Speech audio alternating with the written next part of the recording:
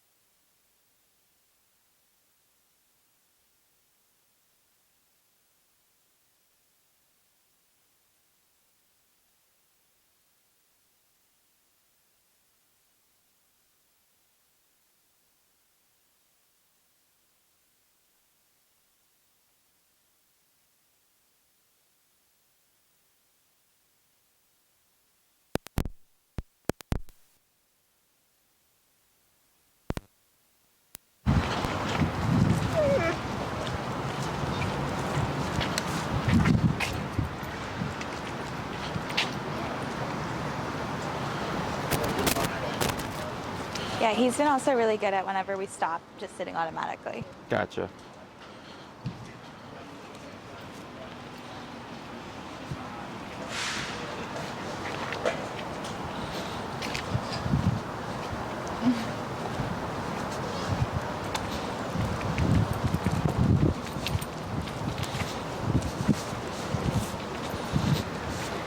Go ahead and slow turn.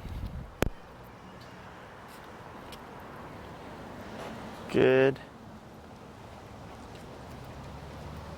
Go ahead and pick up pace.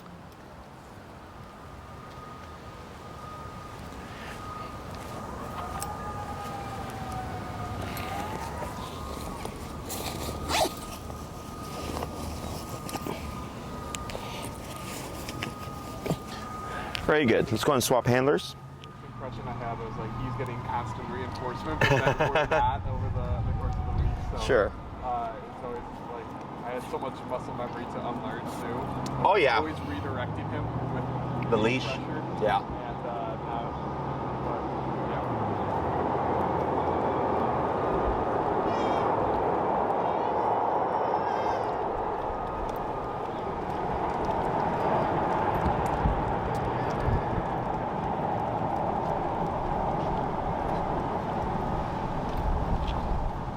Turn.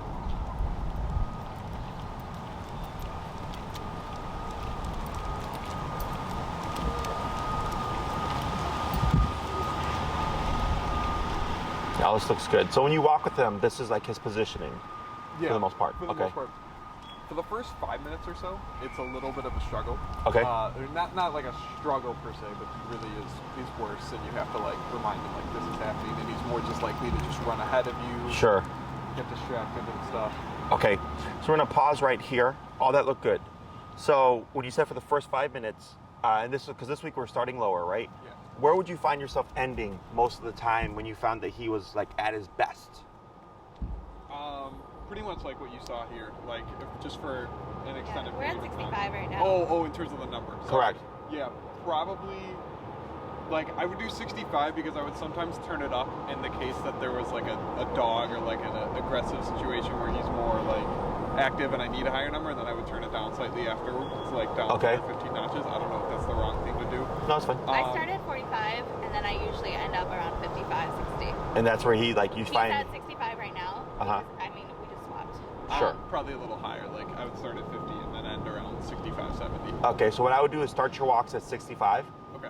because so this is what I was mentioning before, that until you reach the number that he's concerned about, it'll be worthwhile for him to like break position or be reactive. Yeah. 65, you say? Yeah, 65.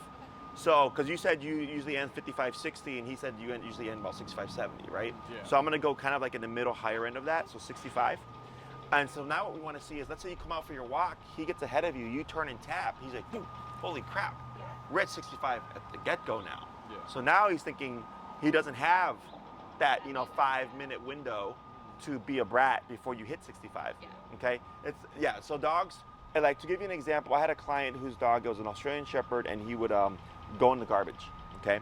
And they would 127 continuous him, which is the harshest correction you can give, and they had the same model or power of collar, okay? And he kept digging in the garbage. At 127? Yes. And they emailed me, they're like, "Jesse, like, we're doing 127 continuous, which we know is the harshest correction every time he goes in the garbage, but he keeps going," right? And I was like, yeah. I'm like, well, welcome to dogs. I was like, they don't think like we do, right? So I told him, instead of doing 127 continuous once he was in the garbage, I said do 127 continuous when he looks at the garbage, or if he's even walking towards the garbage. Okay, so he couldn't even get there. And then the harsh shit would happen. And that's how we stopped the behavior. Okay, because for him, it was worth 15 seconds in the garbage before 127 kicked in. It was worth, getting close enough to sniff what was in the garbage before 127 kicked in. Okay, so that's dog logic. So same thing here. Until you hit 65, it'll be worth it for him to like pull and lunge or whatever. And the same thing for the reactivity stuff, like with the behind the fence stuff. I was like, you want to keep tabs on where you end. So then the next time I come across a dog behind a fence, I'm already at 90. I'm already at 80. Yeah. So I can stop it immediately. And he's thinking there is no window of fun time before the collar kicks in at a higher level. Okay. Questions on any of that stuff? So I have a question. just more about like the first few minutes of our walk, and this is just a little bit of a tangent, but something we struggled with this week was we live like on a really busy intersection, and it takes like 3 minutes to get to our closest spot where he can use the restroom. Yep. So by then we've already tapped him a few times. Yep. He's having a real hard time pooping because he's getting like stimuli and then he doesn't know if he's going to get tapped, and, and he's having a real he's always been picky about where he wants to go. I don't know if you have any tips for that, but that would be helpful just to like. So with the pooping stuff. Yeah, just to let him know like, hey, this is an okay time to like not be, and then he just starts sitting at my leg again anytime a stimuli comes. I'm like, no, I need you to go to the restroom. Yeah, we've been trying to be verbal about it, like saying like go potty. Yeah, go potty and stuff, like, and then heel whenever we want like the back to like, sure. So he's been okay with that, but still, I feel like he's not shaking the. Yeah, it's because of the power. He's being cautious, which is good, but then works against you when you're trying to get your dog to potty. Yeah. So what I suggest in the beginning is I might do no e-collar until I get to the potty area. Okay. Okay? Just avoid it completely. Expect him to be a jerk. Can we keep it on him and then yes. not? Okay. Yes. Cool. Yeah. So you'd already be set up. You just wouldn't actively use it. Now you have choices here. You can not reinforce any heel stuff, just like get to the potty area and get him to go, and ignore any reactivity, and we would work backwards, meaning once you start the training from that point, reactivity would be good, but obviously in the beginning it would suck. Yeah. But eventually it works backwards where you'll start to see he won't be reactive even at the get-go, okay? Or 2, you do address the reactivity when you start the walk, right? So then you expect he's probably not gonna wanna poop once we get to the potty spot, right? And then on your walk, because typically motion gets the body going. Yeah. So if you do a 30-minute walk, you can give him a break at the end to see if he'll then have to go poop, right? Yeah. But if he's too cautious on leaving your side to go poop, if he's not going to daycare or anything like that, where he's like inside all day, then I kennel the dog, okay? And I go back to potty training basics, right? Just go, okay, if you don't poop in the morning, even if because of the e-collar or whatever, you're gonna go in your kennel. And now if you poop, you're going to poop in your kennel. We don't have a kennel. I know. I know. But we don't have one. But that first option sounds good. Yeah. There's only so much I can do, because in the beginning, like you when we do dog training, I always tell people we fix problems by creating more problems.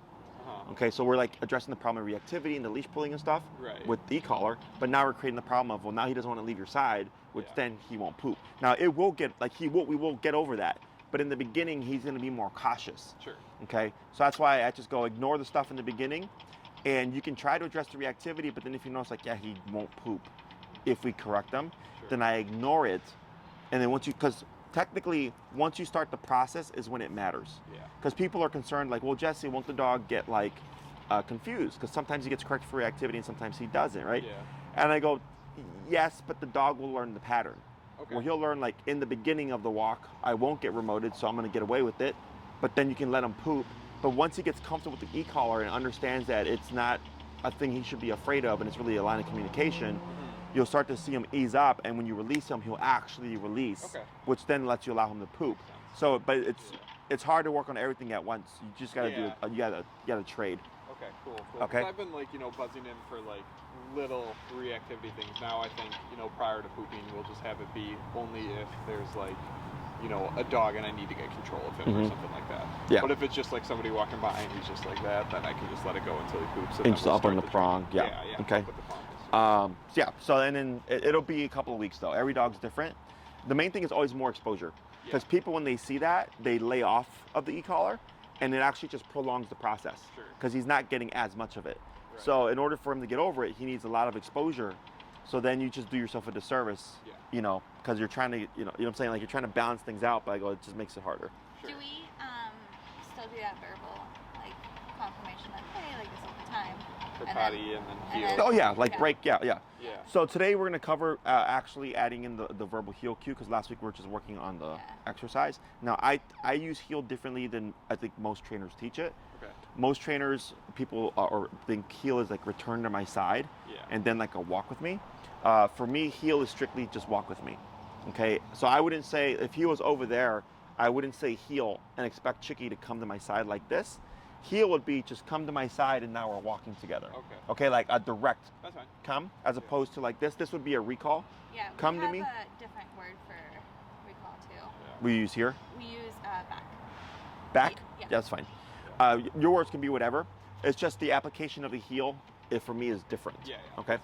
So we're going to add the verbal heel cue, and we're going to add a couple of turns today. We're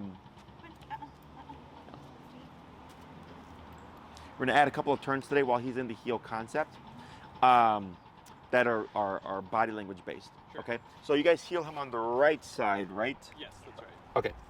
So what we're going to do is when you cue heel, Chikkie would be here, is you're going to always start walking with your right leg first. Okay? Heel, right leg first. You know, walk, turn, slow down, come to a stop. He should automatically sit. If not, up and tap. Wait a second. Heel, right leg forward. Now we're walking again. Slow down when you need to turn, and repeat. Okay? We're just getting the mechanics of heel and right leg forward. The reason why we're doing the right leg is for Chikkie, he's got a wider peripheral range than we do. So for him, when he sees you here to his left side and that leg's moving, that tells him now we're walking. In more advanced training, right leg would mean walk with me, left leg would mean don't move. Okay?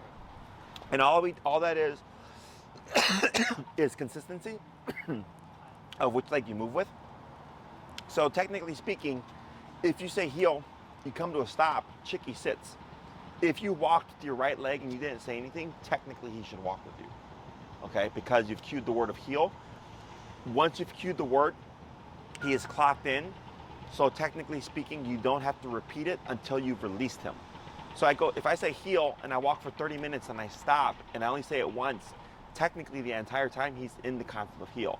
But if I say break or free and release him. In this context, you're saying like walking. Correct. Right. Not like this. Right. Like this isn't heel. That is heel. Well, technically speaking, like the position of. Oh, okay. Right? But if you've not said heel, he's not in a heel. Does that make sense? Yeah. So heel tells Chikkie at this moment going forward, it's expected you walk at my side, you don't try to pull me, and you sit when I stop. Okay? So it's a package of commands. What's your break? I use break for release. Okay? So if I said break, Chikkie would then be off the clock. It doesn't matter what he does, so to speak. And then I would have to cue heel again to put him in that concept. Can you use break for bathrooms too? Yeah. So for me, break means your job is done. You can do what you want. Cool. That can be pee, poop, sniff, roll on the ground. Yeah. Yeah, okay? Because some people use like go potty and break, and I go, that's fine, but go potty is specific, right? Go potty is use the bathroom, whereas break is you're off the clock, okay? So heel turns everything on, break turns everything off, and break is the universal release command. So if I told Chikkie to sit, his job would be to put his butt down and maintain that position. And when I say break, now he can get up and play and roll around or whatever, okay? So we use break as the release for all commands: sit, stay, down, come, place, heel. Those 6 commands are all functional. They're all meant to be used and applied in life. Break is your job is done from any one of those things, okay? So go ahead and bring Chikkie over to the sidewalk here.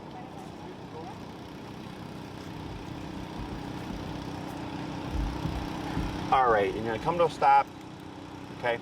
And a lot of times in the beginning, because we reinforce the heel so much, you'll see Chikkie default to a heel position, but unless you've said the word, he's technically not in a heel, okay? So you're gonna cue heel first, and then you're gonna begin walking with your right leg first, okay? Heel.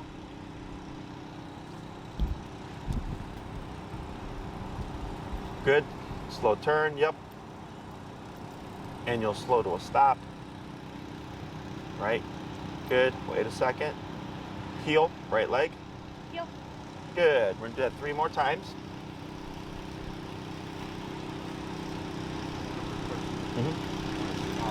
Slow to a stop. Heel. So whenever you give affection, you just want to know that whenever you're giving affection, you're rewarding what's happening at that moment. So if he's sitting at your side passively, that's what you're rewarding. Okay, if he's lunging and barking or whining, good, and you're petting him, you're reinforcing lunging, barking, and or whining. Okay, so I don't care that you touch your dog or pet your dog. I care when you do so and how you do so.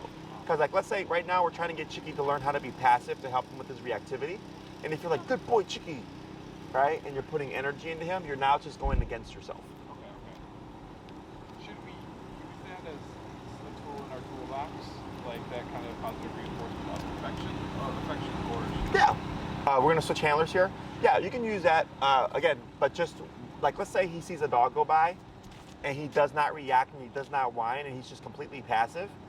That's where I would want to apply that affection. Sure. Tap. And how much is too much? My general rule of thumb is 80% authority figure to 20% affection. Okay, which people usually do it the other way. But again, if you're just giving Chikkie affection for being Chikkie and not working for it, like, you just empower him. You know? I mean, you can play with them, but just remember, because you spend most of your time at home with Chikkie, you're not outside, right? Is if you're being more a buddy to him, you can't be a buddy and authority figure at the same time. That's why I said you just have to have more authority than affection, because most people are more affection than authority, right? Most people cuddle with their dogs, they pet their dogs, they give them treats, they let them chase the ball, run around, play, and then it's, for these 5 minutes out the day, I need you to not be reactive. Does that make sense? Tough, yeah. As opposed to like putting rules and boundaries. If I pull out a toy, I don't want him jumping for the toy. I want him to just be passive, and then I reward him with the toy. It's simple. It's just we want companionship, but companionship doesn't help the reactivity. Okay. So, I Heel. don't, you can Heel. pause, but what is, I'm just curious, like maybe we can talk about this after this, but what does that look like at home? Because we can explain like what we do at home, and Well, let's say it's very let's say tough. you're cuddling with them for 4 hours, right? And then on your walks and structure, you're only doing in total for the day an hour. See how you're doing like 400% more of like just cuddling time than you are the actual structured walk. That's what I'm trying to look at overall throughout the day. Like how much stuff is structured versus how much stuff is affection and freedom. Go ahead and slow turn. Good. Relax. Relax your arm. There you go. Yeah. So when you walk down here, you're still stuck here with that right hand. Okay. Heel. Heel.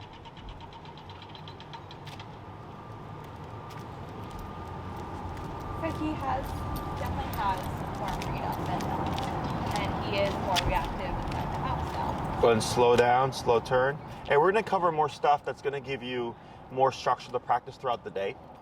Even because we don't do the collar at home. Yeah, that's fine. And Slow to a getting stop. control- Good. 2 more. Heel. Heel.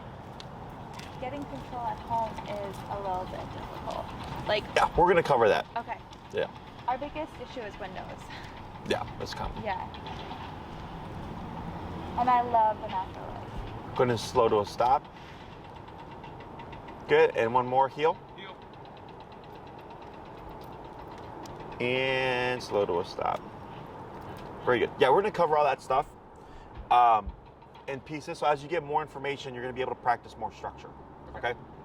So, and shoot me an email regarding the windows. Just shoot me an email. Just say, hey, Jesse, you said something about the windows, and I'll know what to send you. Okay? So, once you've triggered the heel concept, then it matters where Chikkie is. Okay? Otherwise, if you've not said anything, he's on his own time. He can pull, he can sniff, he can pee, he can poop, he can roll around, he can do his doggy thing. Okay? Once you've cued heel, there are 2 major types of turns. There's the pivot turn and the crossover turn. Okay? The pivot turn is technically what we were doing last week. So every time Chikkie got ahead of you, you'd always pivot off to the side like this and pivot off to the other direction like this. Okay? Now the pivot turn still applies, except it would be unfair to randomly pivot when Chikkie is paying attention, right? So if you're walking with him and you just randomly turn like this and go the opposite way, he's not going to catch it. It's too abrupt. Same thing if you just stop. It's too abrupt. He's going to keep going, okay? So, correct, we do the slow down. But now with the turns, there's more specific movements to it. So when we cue the heel, we have 2 types of turns. There's the correctional pivot turn and the communicated pivot turn, okay? The correctional pivot turn being the random turn to the left, the random turn to the left to correct him because he's out of line, okay? The communicated pivot turn, you'd want to slow down first, and you're gonna do very specific leg movements. As you're walking, you're gonna step forward with your right leg, step back to your left leg, and then forward with your right leg and move like, now you're going the opposite way. So it's right, left, right. Now we're going the opposite way. Slow down, right, left, right. So what is this for? This is for pivoting to turn. But like with bad behavior? No, Or when you're just walking. walking? So like let's say you're walking and you forgot your keys. I gotta go that way. You would just pivot. Just do it slowly, not like abrupt. Correct. And if it is bad behavior, you do it more abrupt. More abrupt and or, step aside to correct them to bring them to the sitting, or not sitting, but like the passive position, okay? Correct. So remember, because at this stage, you want to always step aside and then slowly close the gap between Chikkie and the stimuli before you can get to the point of walking past, okay? At this stage, walking past dogs is going to be the most difficult. The next turn is going to be the crossover turn. Tap. This is where you're going to be crossing over Chikkie. There you go. See how he backs up? Like that. Very good. You're going to be turning to the right, crossing over Chikkie, leading with your left leg. So you're leading with the leg opposite to the turn. Okay? Hold right there. You can watch. Right? Good. Look, see the sniff there? So the sniff we don't correct because that's social behavior. Okay? What is that? The sniff, he was sniffing the air. Oh. Okay? Yeah, like that. We don't correct that because that's social behavior. Okay? But the other stuff you could correct, the staring and everything like that. So like right now he's still sniffing. So all that stuff we would let go. Okay? So when we turn to the right, same concept. You want to slow down first. You're going to cross with your left leg first, like this. Very sharp 90-degree angle. Right leg and cross again with the left leg. Now we're going the opposite way. Okay? So I'd slow down and it's right, left. I'm thinking left side.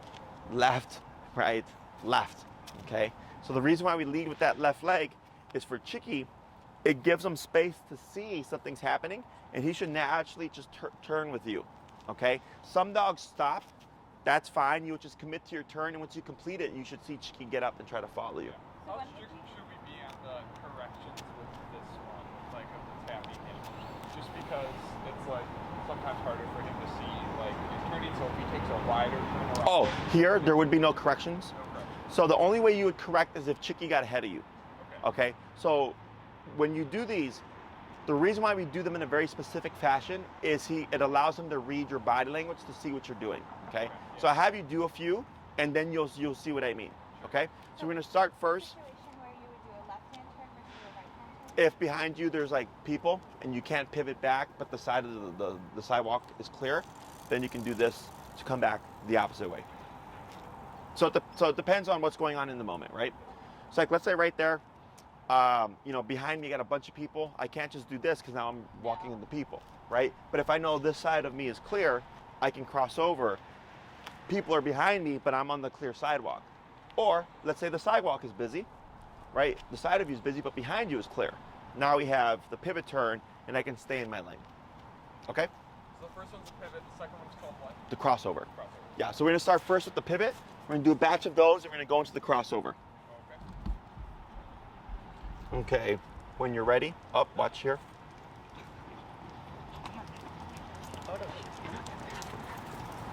Good? Heel. So you see how he's sniffing? Don't need to correct that. Left, right, there you go, good.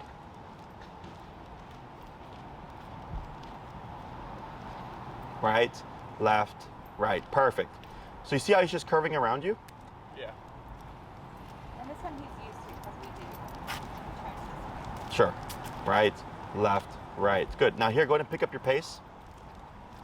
And then before you turn, you want to slow walk for at least 3 to 5 steps, then pivot.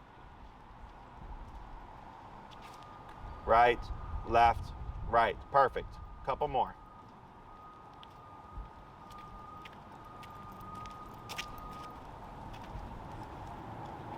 Excellent. Good. And one more.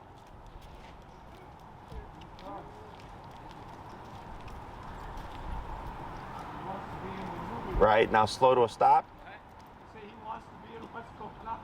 There you go. Okay, so with these turns, because we're communicating them and he is paying attention, there technically should be no remote unless he gets out of place.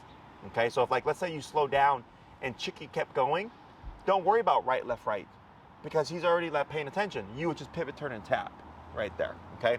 So now you're gonna do the crossover turn. That's gonna be left, right, left, making a half square shape, crossing over Chikkie, okay? Go ahead. Heel.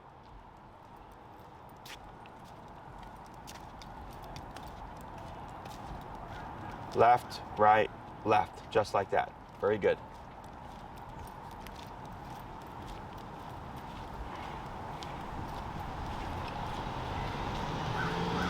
Right, left. Very good. 3 more.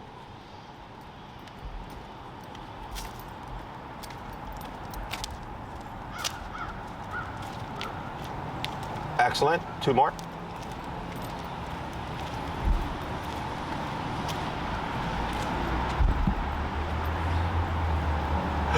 Good.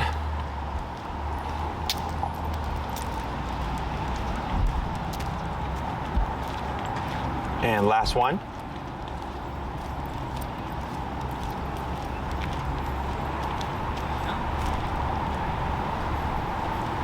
And slow to stop. Excellent. Let's go and swap handlers here. So you see on those how you didn't have to do any remote work or remote, right? Because you had his attention.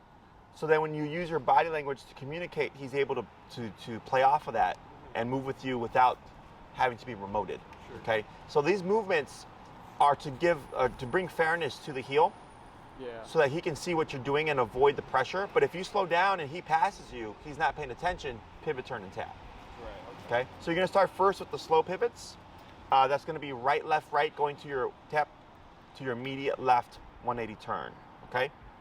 Heel.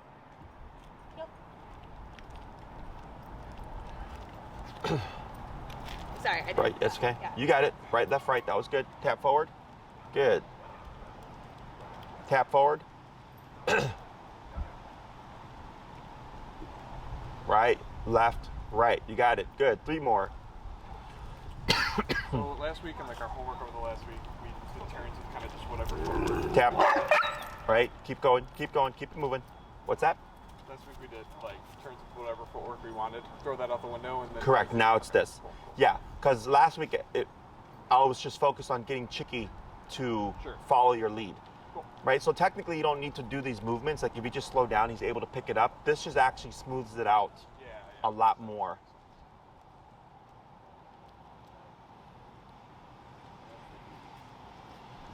Good, now slow to a stop. Now right there, because you were already in motion and there was a buffer when he triggered, I just had you commit to what you were doing. Okay, so because we were in a situation where we were stepped aside, right? So right there, he lunged, and I think, was that like 2 taps? I did, yeah, 2 taps. Yeah, like 2 rapid fire, and just keep moving, right? So you're letting him know, like, hey, you can be reactive to that, but something's going to happen. Exactly. Okay, so that was good. Now you can do the crossovers. Okay. Left, right, left, crossing over Chikkie, okay?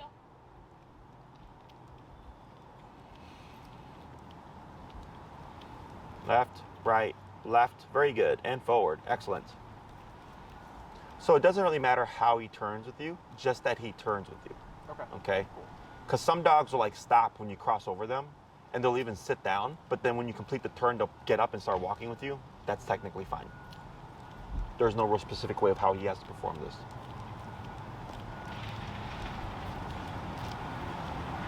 Very good, 2 more.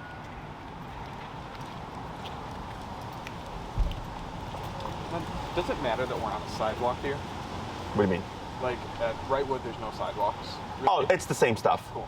This just helps for both the dog and the owner in the beginning to have a visual, right? But all these things apply even on the grass, okay?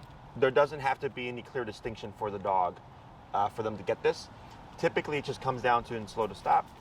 What it comes down to is making sure their nose is not on the ground. So like a lot of times when owners heel with their dog from the sidewalk to the grass, the dog will immediately put their nose down. So if they're still in heel, I would correct that to redirect them back to my hip, okay? So here, this is the concept of heel as a whole.